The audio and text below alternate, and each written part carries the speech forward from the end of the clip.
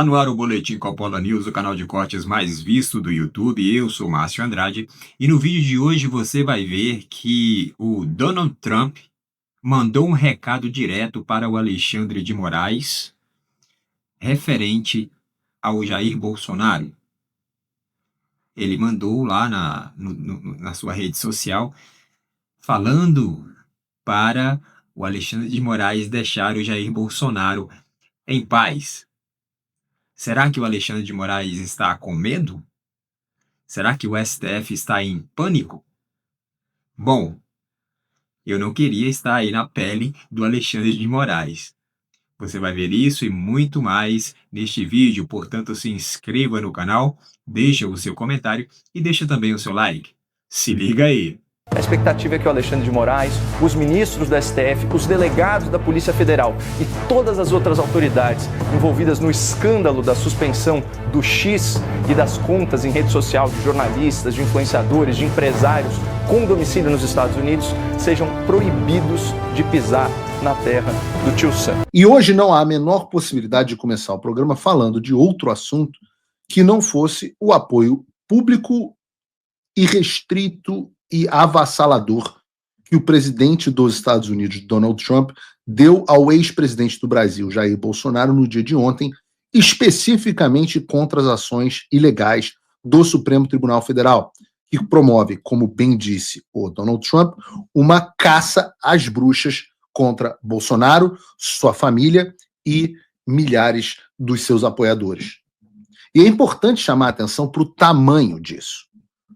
Nós estamos falando do homem mais poderoso do mundo, do presidente dos Estados Unidos da América, o homem que nos filmes que você assistiu salvava o mundo de alienígenas.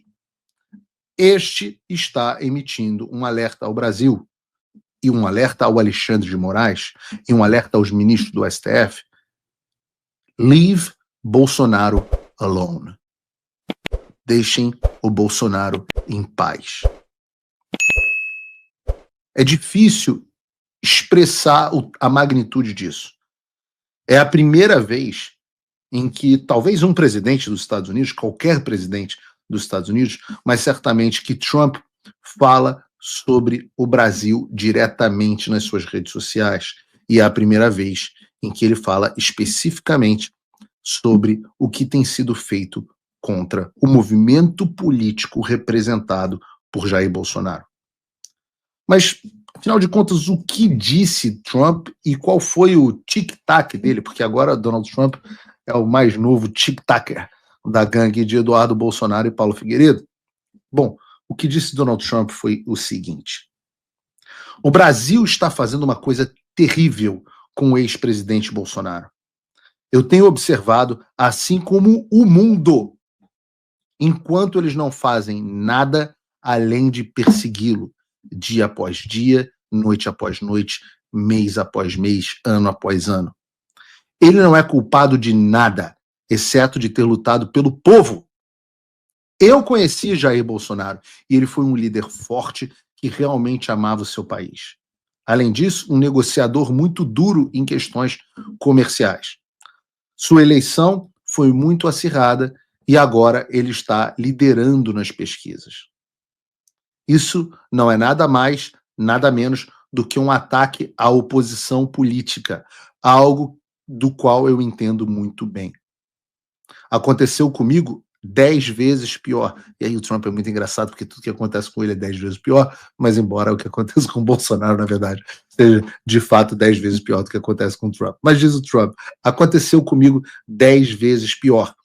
E agora, o nosso país é o mais desejado do mundo. Ou seja, me perseguiram e agora a gente está por cima.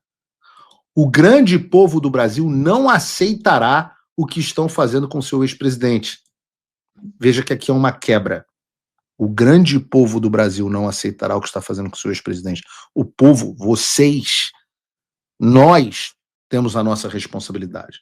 Mas o Trump diz: estarei acompanhando a caça às bruxas, que é o mesmo termo que ele usava para si mesmo, contra Jair Bolsonaro, sua família e milhares de seus apoiadores de muito perto. O único julgamento que deveria acontecer é um julgamento pelos eleitores do Brasil.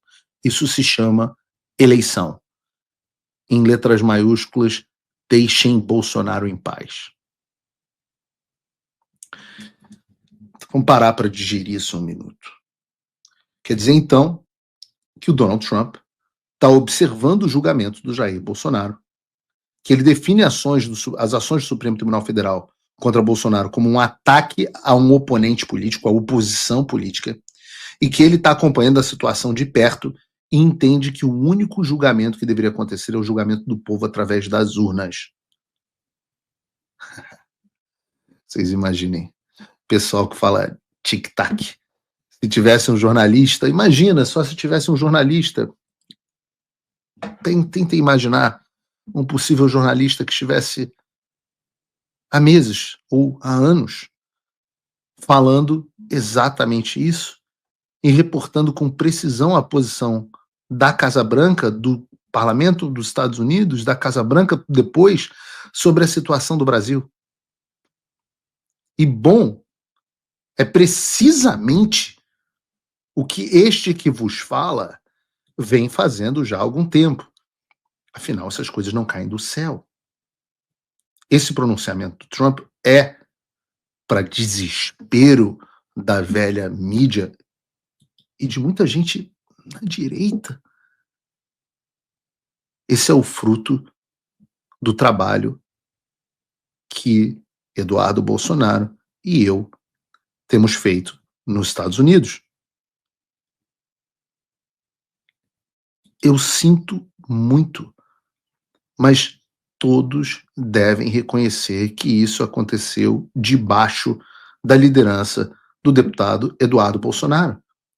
E enquanto muita gente nos critica, alguns ignoram, muita gente faz pouco do trabalho, a gente está aqui abrindo mão, sem dúvida nenhuma, de uma parte enorme do nosso tempo, do convívio com a família, gastando dinheiro e deixando de desenvolver projetos pessoais para que a gente possa lutar pelas liberdades do povo do nosso país.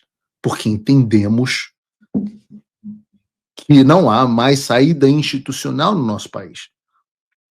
Há dois grupos dentro da direita brasileira.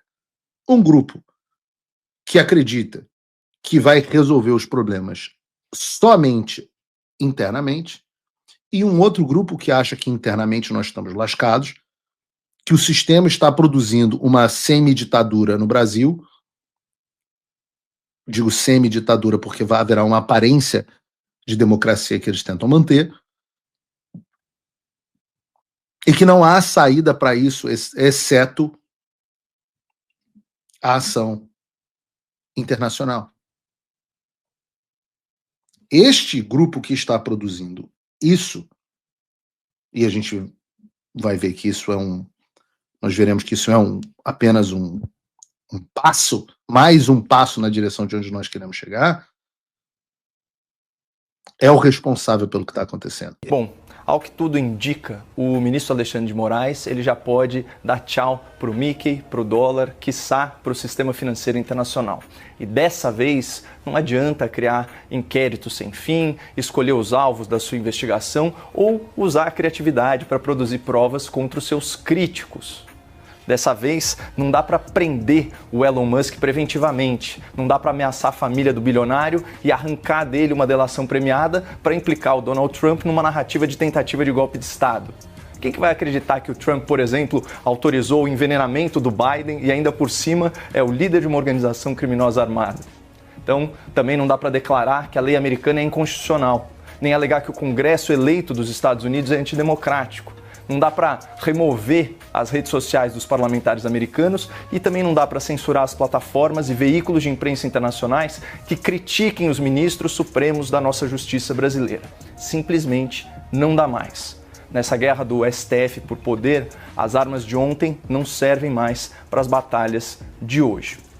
Bom, os Estados Unidos da América, berço da democracia presidencialista, farol das liberdades individuais, já sinalizou que vai punir, dentro da sua jurisdição, conforme a lei da sua terra, as autoridades estrangeiras que violarem os direitos de empresas e cidadãos americanos ou de residentes nos Estados Unidos. Em outras palavras, um juiz que arbitrariamente abuse do seu poder e do poder do Estado para censurar, para multar, para constranger pessoas físicas ou jurídicas ilegalmente, vai sofrer consequências jurídicas. E a julgar pelas notícias dessa semana, Basília, esse parece ser um entendimento consensual do judiciário, do legislativo e do executivo lá nos Estados Unidos. Vamos começar aqui pelo judiciário. CNN Brasil, Trump Media e Rumble, que são empresas aí de plataformas de rede social, não precisam seguir ordens de morais nos Estados Unidos. Nesse caso aqui, o tribunal não reconheceu a jurisdição do STF sobre essas plataformas e sobre os seus produtores de conteúdo, na verdade, os produtores de conteúdo americanos, e enfatizou que as notificações das partes feitas pelo ministro Alexandre de Moraes são nulas, porque elas não seguem parâmetros acordados pelo Brasil em convenções internacionais e tratados bilaterais. Nada de ficar citando as partes ou intimando gente por rede social ou por e-mail, isso daí não existe. Vamos agora para o Poder Legislativo, aqui é outra manchete da CNN Brasil de hoje. O Comitê da Câmara dos Estados Unidos aprova projeto que pode barrar Moraes no país. Por quê? O projeto aprovado tornaria as autoridades estrangeiras que violassem os direitos da primeira emenda de liberdade de expressão inadmissíveis e deportáveis dos Estados Unidos. A previsão é que esse projeto de lei, conhecido aí como Sem Censores em Nossas Fronteiras, seja aprovado no Congresso americano e tão logo isso ocorra, a expectativa é que o Alexandre de Moraes, os ministros do STF, os delegados da Polícia Federal e todas as outras autoridades envolvidas no escândalo da suspensão do X e das contas em rede social de jornalistas, de influenciadores, de empresários com domicílio nos Estados Unidos sejam proibidos de pisar na terra do tio Sam.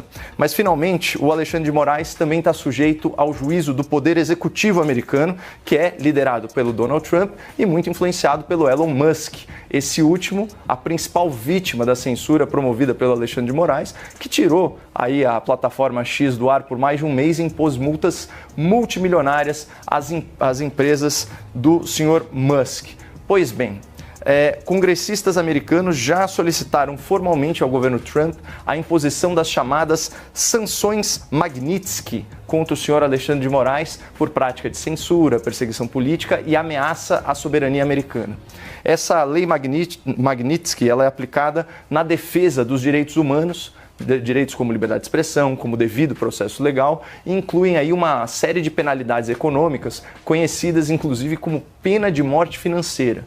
Isso porque elas incluem restrições a movimentações bancárias. Isso faz tudo parte de um sistema global de pagamentos, que envolve até instituições brasileiras. Hoje, o Departamento de Estado americano publicou nas suas redes um recado muito claro ao judiciário brasileiro, repudiando o bloqueio de acesso a informações, o cerceamento do direito de defesa e a censura supostamente praticadas por Alexandre de Moraes e pelo STF. E respondendo aqui objetivamente a pergunta em questão, a relação com o Brasil ela só vai ser afetada se o governo Lula desrespeitar a soberania americana, comprar a briga do STF e endossar essa suposta violação de direitos humanos promovidas pelos ministros do Supremo.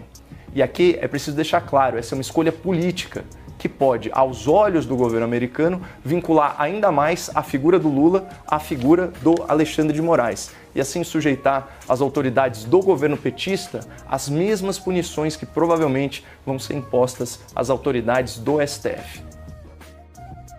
Ô Vitor, você vê uma guerra de soberania, os Estados Unidos puxando de um lado, o Brasil de outro, e especificamente essas determinações de Moraes que estão sendo questionadas pelo Comitê Americano esbarram na soberania dos Estados Unidos, ainda que pautadas em lei brasileira?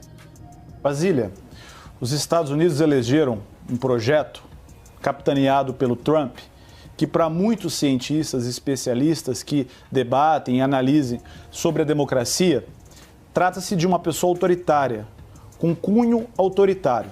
A primeira medida que o Trump tomou ao assumir o governo nos Estados Unidos foi anistiar aqueles que atentaram contra a democracia nos Estados Unidos. Eu sou daqueles patriotas que defendem a soberania do Brasil, não daqueles patriotas que defendem a soberania dos Estados Unidos. Então, é muito grave uma tentativa de empresas privadas com deputados republicanos extremistas tentarem coagir o ministro do Supremo Tribunal Federal em razão da sua condução no processo que atentou contra a democracia brasileira. Esses autocratas que o Caio cita são aqueles que estão sendo procurados pelos extremistas do Brasil. Então, nós queremos esse modelo de democracia, esse modelo de democracia que agride a imprensa, que tenta constranger embaixador, que constrói canal paralelo de comunicação, que organiza plano golpista. Essa democracia a gente não precisa. Inclusive, a gente precisa afastar e enterrar esse entulho autoritário que ainda se faz presente no Brasil. Agora, as decisões do ministro Alexandre de Moraes ocorreu não contra influenciadores, mas pessoas que alimentavam a máquina de mentiras existente no Brasil.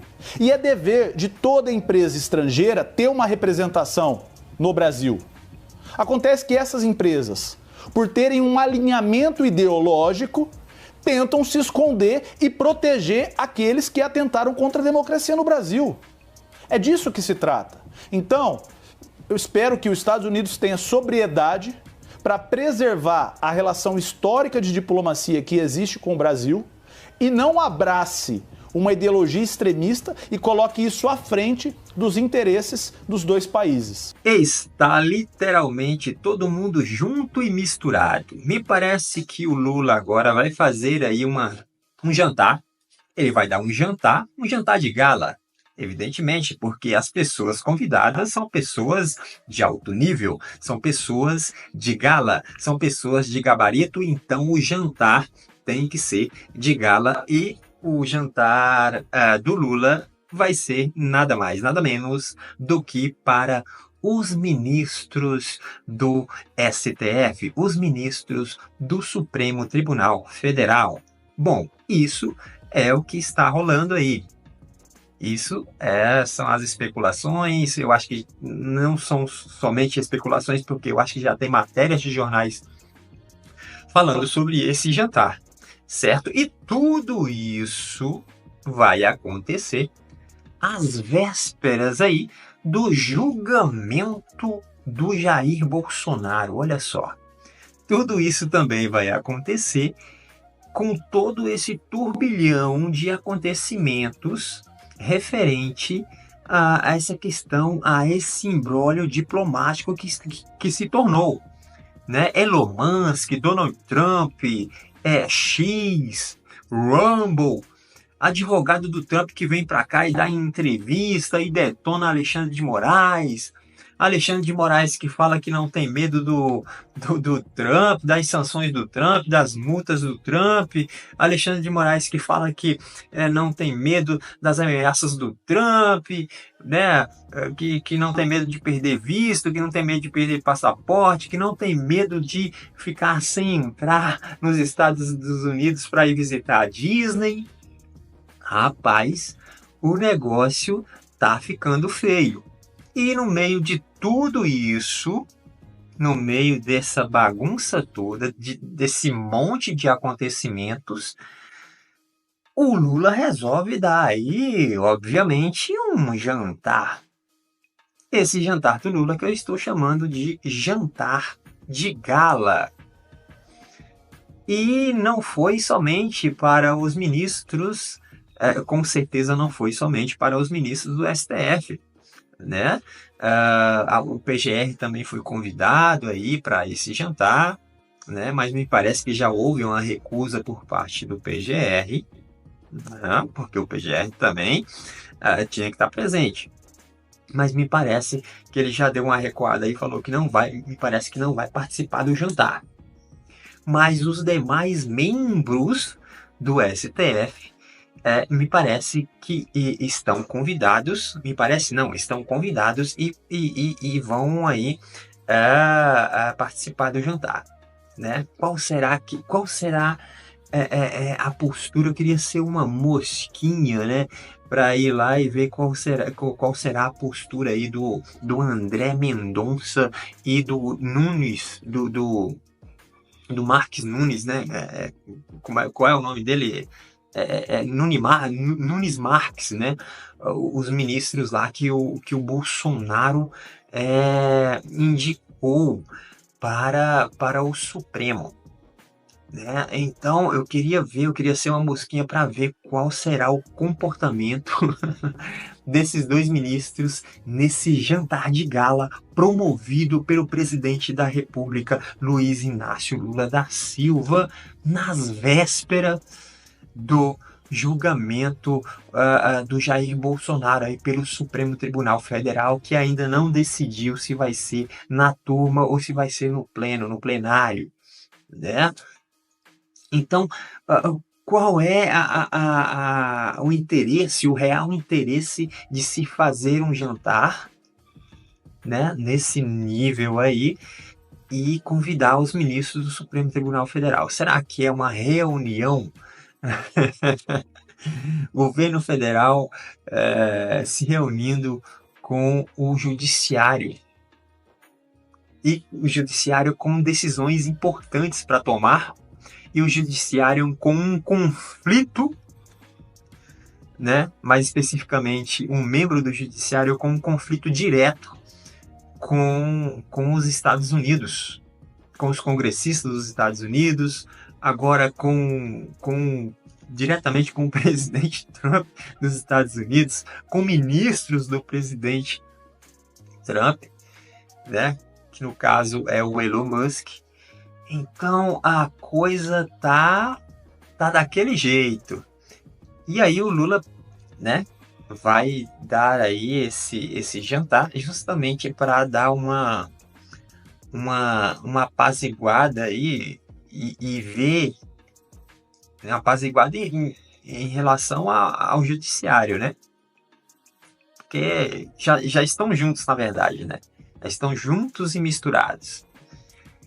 E aí, me parece que esse jantar aí, além das tratativas em relação ao destino do Jair Bolsonaro, me parece que também é para tratar da questão diplomática aí, porque o Itamaraty está envolvido nessa bagunça toda aí. O Itamaraty soltou notas, o Itamaraty falou bobagem aí em relação ao governo Trump. E o Trump também nem deu muito ouvidos para essas potocas aí que o Itamaraty soltou em relação ao governo Trump. E, na verdade, o que está acontecendo é que o governo Trump não está nem aí para a reunião dessa galera, não está nem aí para o que o Alexandre de Moraes está falando, para que o Lula está falando, enfim.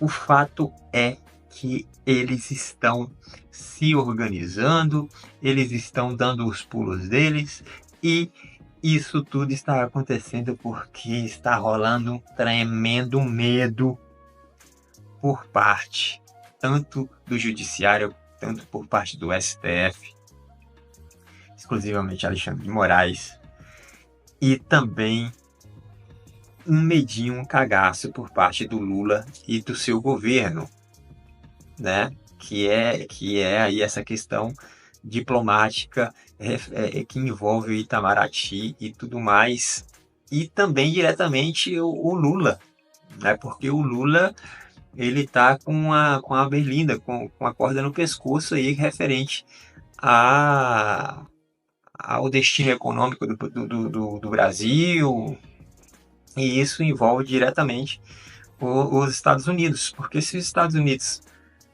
começa a meter sanções aqui no Brasil, já era game over. Porque imagine sanções, né, vinda dos Estados Unidos com o Brasil na situação que está. Aí, meu amigo, é pedir para sair, joga a toalha e tchau.